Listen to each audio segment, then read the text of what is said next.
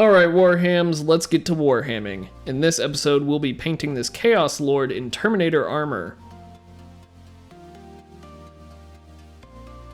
I'm primarily a gamer when it comes to Warhammer, so my goal is to paint my army as quickly as possible so I can get it battling on the tabletop. And I am by no means a phenomenal painter, but I do know techniques that any person can do, and techniques that I wish I knew when I was first starting, to paint an army quickly and still be proud of it. So first off, we're going to pin our miniature.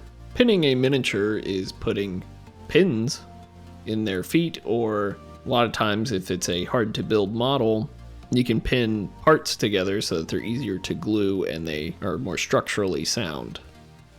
In this case, we are putting pins in the feet so that we can mount them to the base more securely. So to start the process of pinning, all you need is a thumb drill and a bit that fits the gauge of your wire.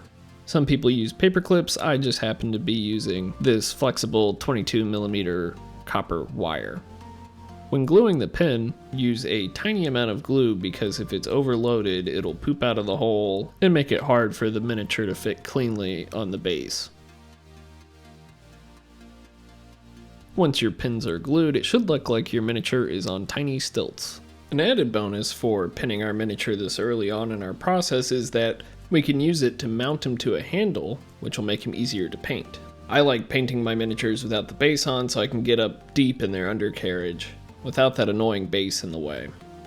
The first color we're working with is our silver, and the reason we're starting with this color is because it goes into the hardest to get to areas of our miniature.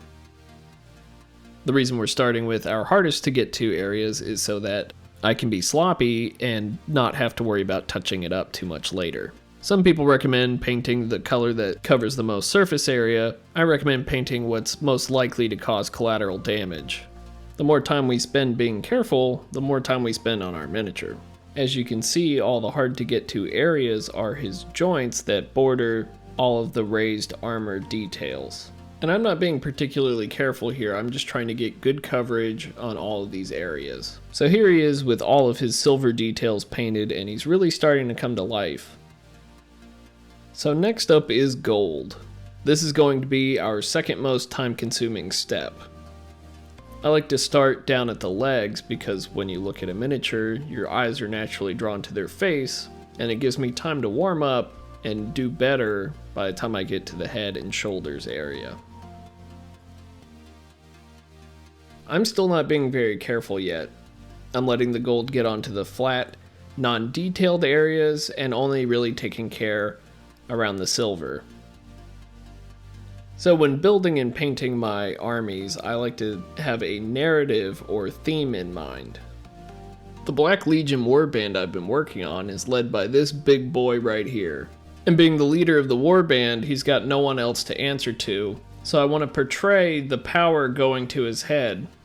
I want him to look vain and gaudy. He's already got a giant wolf pelt on his back, and I'd like him to look like he has polished armor. So I'm going to try and use this narrative to influence all my decisions while painting him. And this is one of the things I love about painting Warhammer miniatures. There's such an extensive lore and backstory to all the factions that the possibilities are endless, and with a little digging, you can make up great stories and characters for your armies. Now, I haven't settled on a final story or background for this army yet, but that'll be revealed and developed when I can get back to making battle reports. So here he is with all of his gold filigree painted. It looks pretty sloppy right now, but that'll all get fixed later. So now, before I move on to anything else, I'm going to paint his T-visor red. This light red that I use tends to need multiple coats, so I'm going to go ahead and put our first coat on now. And you'll notice I put some red on his tabard, but I will address that later. So right now we're going to move to another hard to reach area, and that is the inside of his cloak. Since he's so proud, I picture the inside of this cloak being a red velvet or velour material, and it's about right now that I start wishing I hadn't glued this cloak on until I had the inside painted. I was just so excited to build my Chaos Lord that I didn't think ahead. One thing to note is that this red is more of a maroon than the red that I used on the visor. So now we're moving on to the outside of the cloak. It looks pretty wolfy to me, like you killed a space wolf for it, or skinned a wolfen maybe, but that hasn't been revealed yet. But since it's a wolf cloak, it's going to be gray. For the lower part of the cloak, I'm doing a dark gray, and I will be using a lighter gray for the furry looking part. I thinned down all my paints with water, but I thinned this one down more so that it would have a smoother finish. But to get a smoother finish, you have to do multiple coats. So now moving on to the furrier part of the cloak, we are using our lighter gray and thinning it down just as much as before, but this time so that some of the black undercoat shows through, so that when we go to shade the cloak, it'll be darker in the recesses. Now what I'm doing here is doing a simple blend of the two grays so that the transition happens smoothly. All I'm doing is painting some of the light gray on the dark part of the cloak, and while the light gray paint is still wet, I add dark gray paint to it, blending the paint on the miniature itself. The technical term for this is wet blending. It sounds intimidating, but when you're only doing two colors, it's actually quite easy. As you can see here, we're starting on the tabard. Right now I'm being very careful to keep the red showing in the recesses where the mark of chaos is, and I thought that a red glow would look menacing and evil. But I decided I didn't like the effect as much as I thought I would. Also, he's not a sorcerer, so I didn't think it would make much narrative sense to have a piece of glowing cloth on him. And this is just one example of me using narrative to influence my decisions while painting my miniatures. And so with that thought process, I decided to cover up all the red and just leave it tan. Moving on to the horns, I am inspired by a pair of bull horns that are on my mantle, and they start out dark where the horns are thickest and transition to white at their tips. So for now, we're going to start out with base coating them gray, and later I'll show you how to easily achieve a nice gradient. Now we're moving on to his brutal weapon. For this, I've been inspired by Grond, which is Sauron's mace in Lord of the Rings. Before I even assembled him, I knew I wanted to use the relic, the Black Mace, from the Chaos Spacemarines Codex. And from the way the rules are worded, where every time you kill a model, it deals additional wounds to other models, it reminded me of the way Sauron's mace works in Lord of the Rings. The way Sauron swings the mace looks like it is doing most of the work for him and sending elves and men flying in every direction.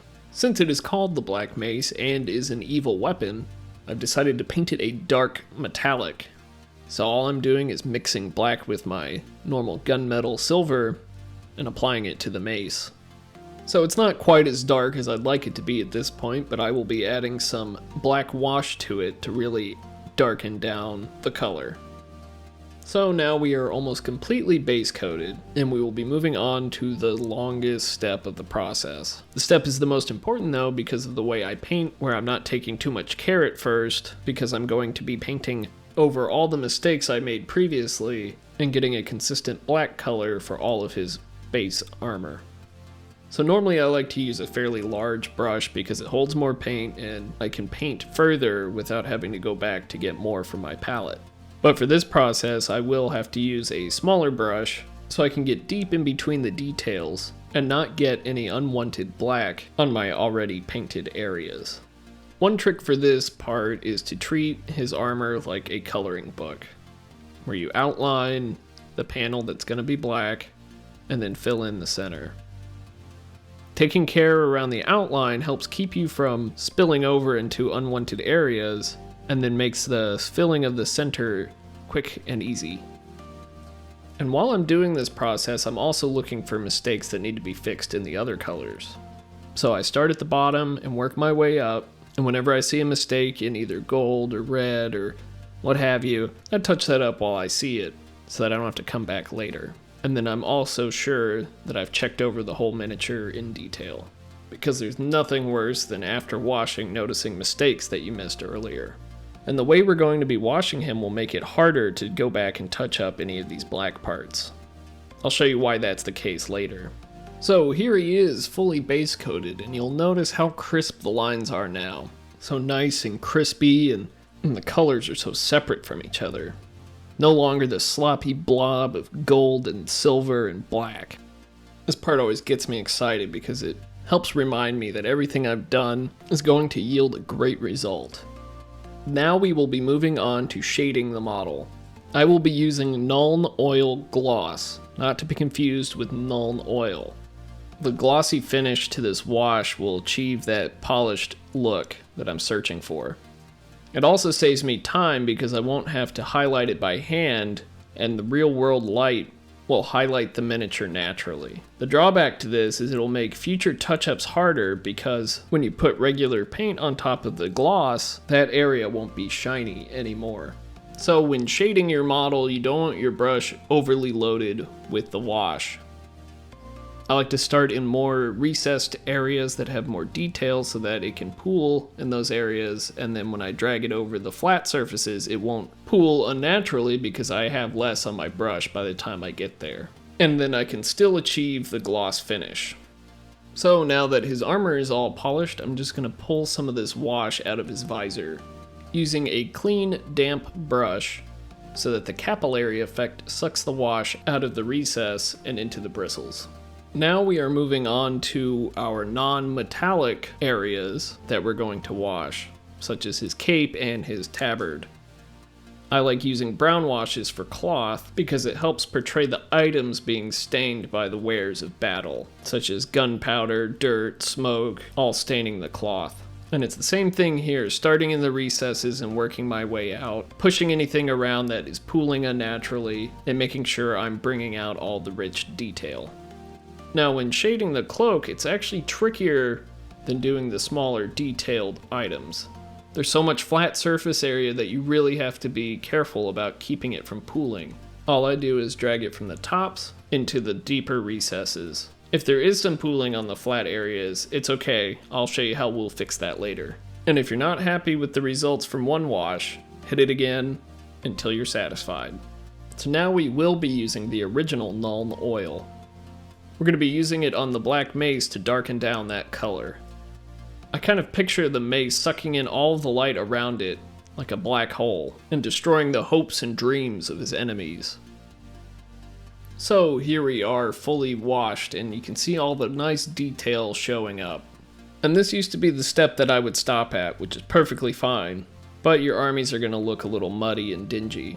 The reason I used to stop here was because I was so intimidated by highlighting, and I didn't realize how simple and achievable it can be.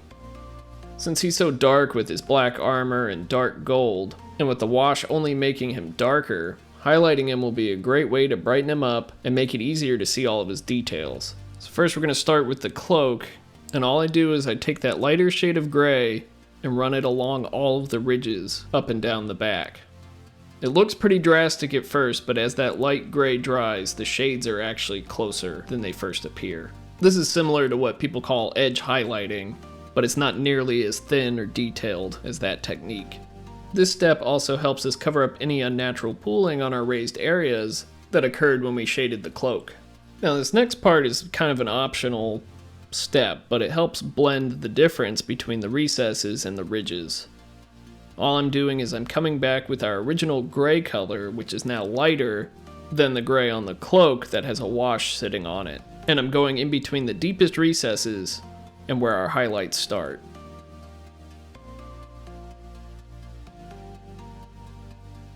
Next up is a dry brush.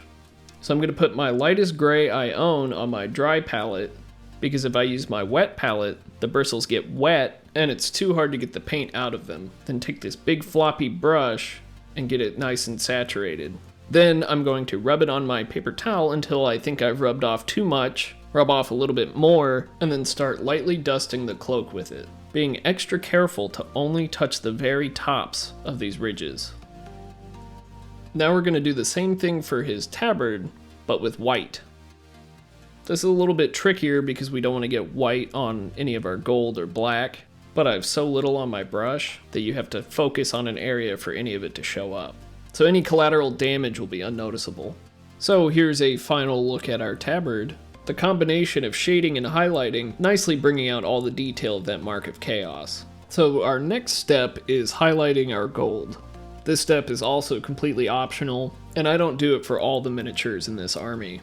I only do it for important characters or elite units. All I'm doing here is going around the edges of all the gold filigree. It brightens him up and reflects some more light into his dark areas. It also goes along with the narrative of having his armor polished so that he can look pristine on the battlefield. This particular shade of gold is a Games Workshop layer paint, so it's already thin, but I've thinned it down further with water, just so it won't be overbearing. And I'm just doing my best to take care and not get any gold on the black armor plate. I'm mostly just doing the tops of sections, and also getting the sharpest points of his armor. This way it looks like the highlight's being caused by environmental light. Occasionally I will outline something just to make it pop and stand out from the rest of the armor. Now we're going to achieve that gradient on the horns. I probably should have done this before I highlighted the gold, but yet again I wasn't thinking ahead, and so now I'm dry brushing dangerously close to all the gold filigree. So I've broken out that floppy dry brush again, and I've loaded it up with our medium shade of gray, and I'm just lightly dry brushing the horns. Now I'm breaking out my detail brush and putting white on the very tips, and then using the side of that brush to run down the sharp line that divides the horn in half. And would you look at that, we just edge highlighted something. So here we are, fully painted and ready to be mounted to our base. Off camera I did to the inside of the cape exactly what I did to the outside, but with red. And I really like the gradient on the horns, it makes him look like a proper minotaur. I'm also extremely satisfied with the cape. It really brightens him up so that he's not a dark amorphous blob just marching across the table. And what's nice is they're the same colors as what's on the base, so it'll tie in the base with the rest of the miniature.